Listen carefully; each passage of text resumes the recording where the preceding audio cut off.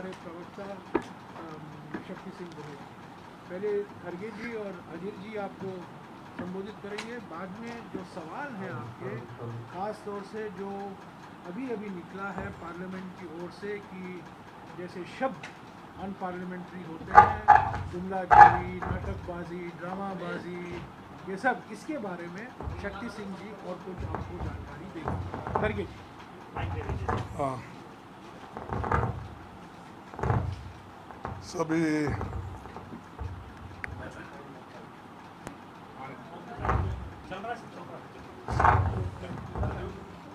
बिना माइक के ठीक रहेगा। हाँ, बिना माइक के कर दो। चलो भाई, बंद कर दीजिए, माइक बंद कर दीजिए।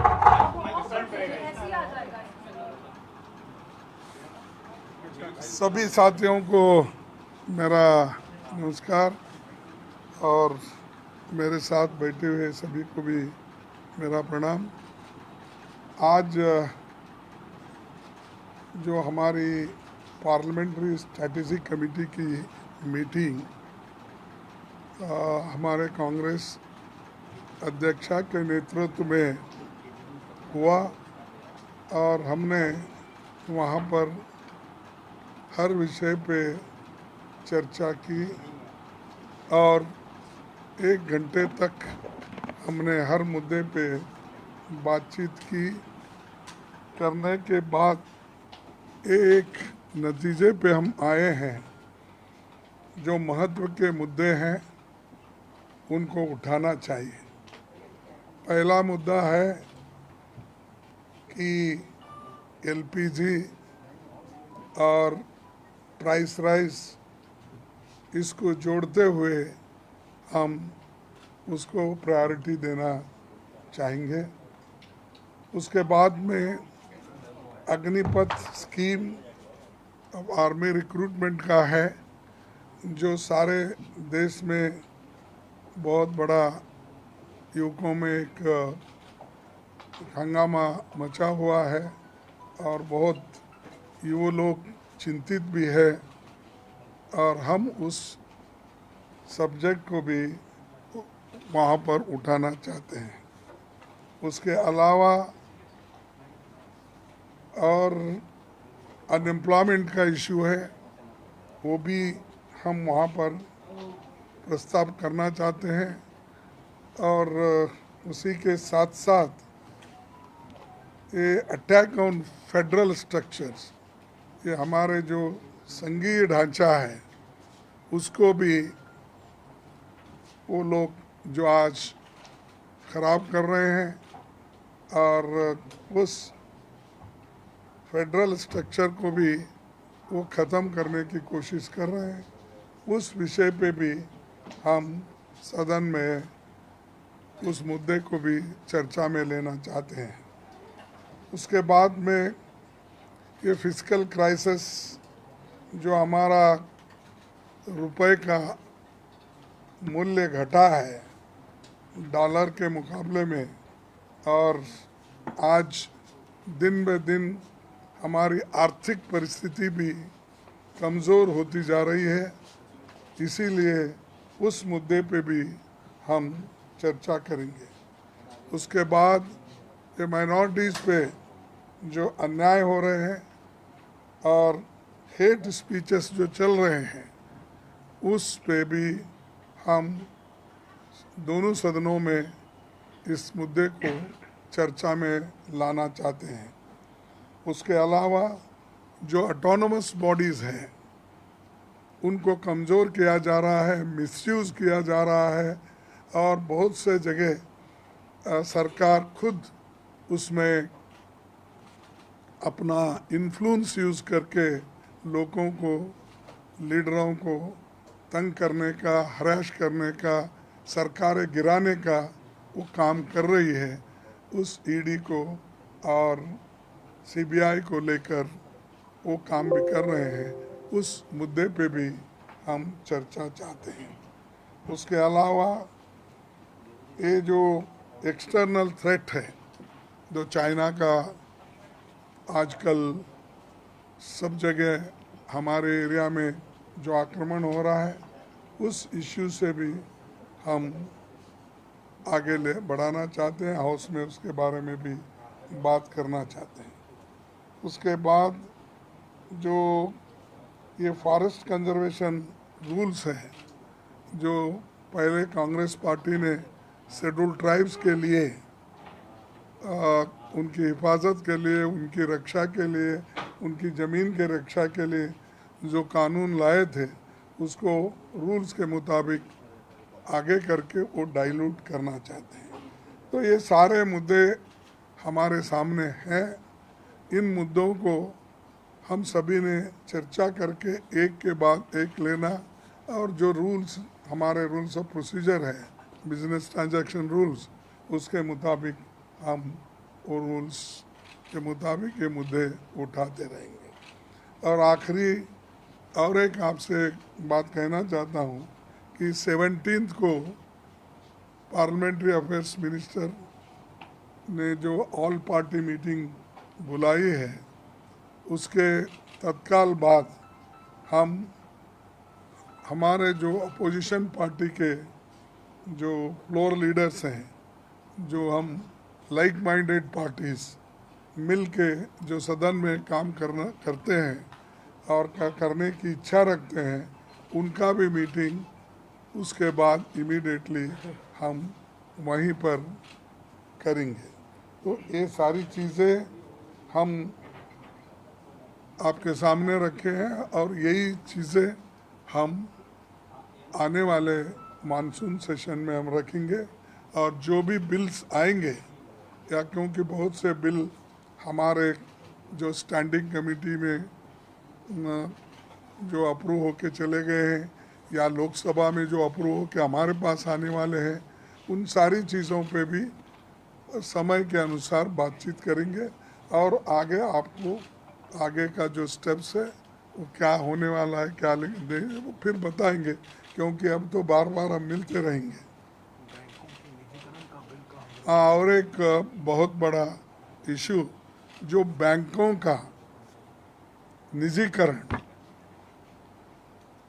जिस ये 1969 में बैंकों का जब राष्ट्रीयकरण हुआ था, और श्रीमती इंदिरा गांधी जी ने गरीबों के लिए बैंक जो खोला था, ये सरकार उसको, उस निजीकरण को, नेशनलाइजेशन को हटाकर प्राइवेटाइजेशन करना चाहती है। उस बिल को भी हम विरोध कर रहे हैं और हम लड़ेंगे, क्योंकि ये 27 बैंक से वो 22 तक लाए, फिर 22 के घटाकर फिर अभी भी 20 पे ला रहे हैं, और आहिस्ता आहिस्ता निकाल कर वो ये चाहते हैं कि देश में एक ही बैंक रहे, स्टेट बैंक ऑफ इंडिया। तो ये उनका मंशा है। एक तरफ तो बैंकों का जो निजीकरण हुआ, ये प्राइवेटाइजेशन हुआ था, हो रहा है वो एक तरफ, और जो नेशनलाइजेशन होकर लोगों को जो सहूलतें मिली थी वो छीनना चाहते हैं। तो हम उसके खिलाफ भी लड़ेंगे। शुक्रिया खड़गे जी। Thank मैं you. अधीर रंजन चौधरी जी का गुजारिश करूंगा, एक मिनट इनका होने दो, फिर बाद में चलिए। अभी sir, it is easier for you to shift. No shift कर लें, ऐसा कर लो, कोई बात नहीं, कोई बात थोड़ा घुमाने की जगह, कोई बात एक चेयर उधर चले जाते हैं। कोई बात नहीं, ठीक कर लेंगे। हमारे नेता खारगे साहब ने सारे मुद्दे को अपने तरफ से, मतलब पार्टी की तरफ से, जो हमारा सदन के अंदर चर्चा करने की मंशा है, वो सारे आपके सामने उजागर कर चुके हैं। नया बात बोलने का कुछ नहीं है। सबसे पहले अभी भी हमें ये जानकारी नहीं है कि सरकार की तरफ से कौन सा विधायक या मुद्दा सदन में चर्चा करने के लिए ला जा रहे हैं। ये हमारे सामने अभी उतना ज़्यादा खुलासा नहीं है।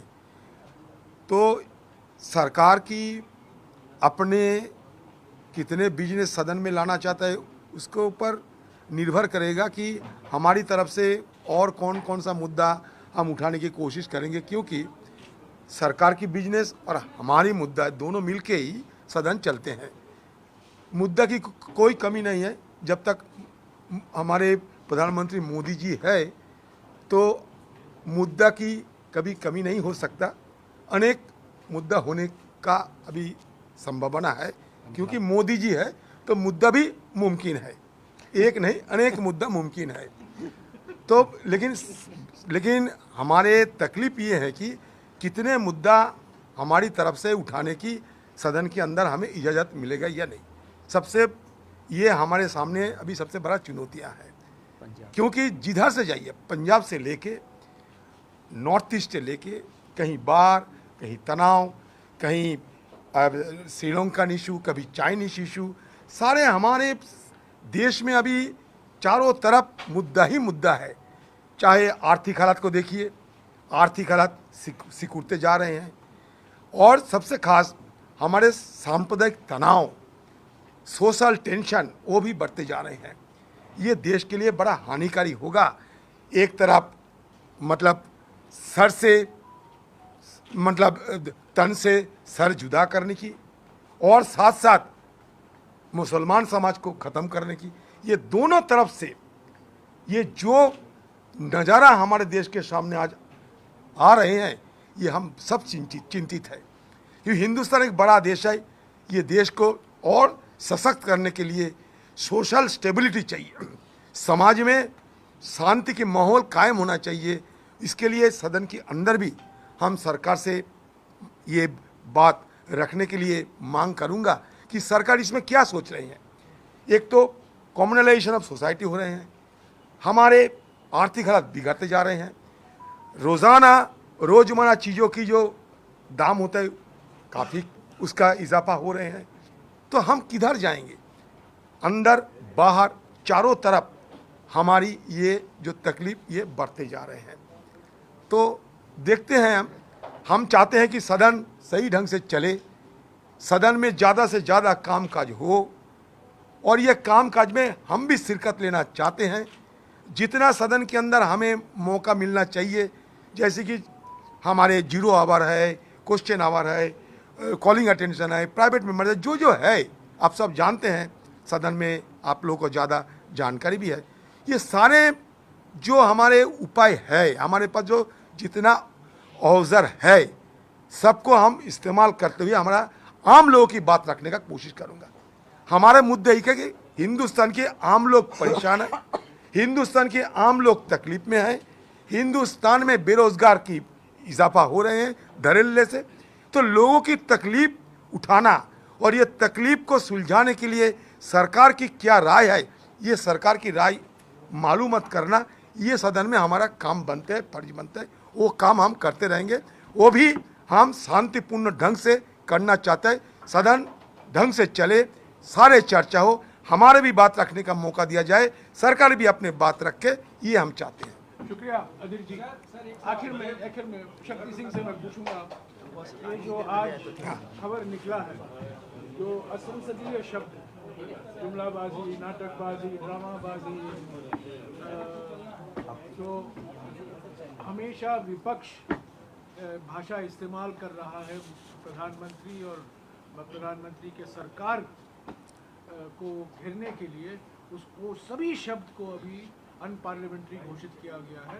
इस पर शक्ति सिंह जी कुछ कहेंगे। धन्यवाद जयराम जी। सबसे पहले आप सभी का स्वागत करता हूं। ये जो गला घोंटने की लोकतंत्र की आप पूरा देश जो देख रहे हैं, ये गुजरात में यही मोदी जी जब चीफ मिनिस्टर थे, मैं लीडर ऑफ अपोजिशन था, हम वहाँ के बिल्कुल विटनेस रहे हैं। इसी तरह से लोकतंत्र का गला घोंटा जाता था। आज जो गुजरात, जहाँ से first speaker of Lok Sabha Mavalankar ji आते थे, उस मावलंकर जी ने खुद अपने पैसे दिए और उसके बाद हर सरकार फंड देती थी, और मावलंकर ब्यूरो चलता था विधायकों मंत्रियों की ट्रेनिंग का। मोदी जी बने मुख्यमंत्री, उस मावलंकर ब्यूरो को ख़त्म कर दिया, लोकतंत्र की ट्रेनिंग का गला घोंट दिया। और आज आप देखें तो आंदोलन करना वो संवैधानिक अधिकार है, फिर भी वहाँ पे वो आंदोलन जीवी वर्ड ला के लोगों को मजाक बना रहे थे। लोकतंत्र में जुमला देना वो जायज़ नहीं है। और इस देश के आज के गृह मंत्री ने खुद किया कि चुनाव के वक्त हम कहते हैं ना, वो करना थोड़ा ही होता है, वो तो जुमले होते हैं। वो बात हम उनको सुनाते हैं। आज आप आज़ादी आने से आज तक में किसी भी असेंबली ने या लोकसभा या राज्यसभा के हमारे जो अनपार्लियामेंट्री वर्ड्स में जुमलेजीवी, जुमलेबाज, वो कभी भी अनपार्लियामेंट्री नहीं हुआ है। भ्रष्ट कभी भी अनपार्लियामेंट्री नहीं हुआ है। आप झूठ बोल रहे हो, आप नौटंकी कर रहे हो बार बार। जब यही लोग ऑपोजिशन में थे, भारतीय जनता पार्टी, कांग्रेस की सरकार थी, ये सारे लफ्ज़ हमारे खिलाफ यूज़ होते थे। तब देश की पार्लियामेंट्री प्रोसीजर या संसदीय लफ्ज़ में, अनपार्लियामेंट्री वर्ड में ये कोई लफ्ज़ नहीं लगता था इनको। ये गुजरात में भी जब हमने वाइब्रेंट गुजरात के नाम पे करोड़ों रुपया का भ्रष्टाचार हो रहा था और विधानसभा में एज ए ऑपोजिशन जब हमने कहा कि किसके साथ आपकी क्या भागीदारी है, आपकी क्या पार्टनरशिप है कि आप ये कर रहे हो, उसका पूरा तथ्य लगाया, तो गुजरात में कह दिया कि भागीदारी माने पार्टनरशिप, वो भी अनपार्लियामेंट्री वर्ड हो गया। माने आपकी किसी की अगर मिली भगत करके कर रहे हो, उसके डॉक्यूमेंट्स हम दे रहे हैं, बोले ये नहीं बोल सकते हो। तो मैं मानता हूं कि देश के इतिहास में काली स्याही से, देश के लोकतंत्र के इतिहास में ये टेन्योर जो है आज का भाजपा का, उसको लिखा जाएगा। मैं तो अनुरोध करता हूं राज्यसभा के हमारे चेयरमैन साहब को और लोकसभा के स्पीकर साहब को कि आपकी प्रीमाइसिस है, यह आपका अधिकार है। गुजरात में भी इस अधिकार का हनन हुआ था। आप हमारे मेंबर्स के हितों के रक्षक हो। क्यों ये सब हो रहा है, आपको भी सोचना होगा। अनपार्लियामेंट्री वर्ड के लिए आज तक का इतिहास में कभी भी जो लफ्ज़ नहीं आ सकते थे, वो डाल के ये देश में जिस तरह से गुंडागिर्दी कर रहे हैं, जिस तरह से भ्रष्ट होकर लूट रहे हैं, अनपार्लियामेंट्री शब्द इस्तेमाल कर रहे हैं। हाँ ये कर रहे हैं ये, और मैं पार्लियामेंट से बाहर मेरे बोलने का अधिकार वो नहीं छीन सकते हैं। और यही हाउस के अंदर हमें पार्लियामेंट्री लैंग्वेज में जब कहते हैं, वो आज तक जायज़ था, हम कहते थे। आज उन लफ्ज़ों को भी बंद करना इस देश के लोकतंत्र का अपमान है।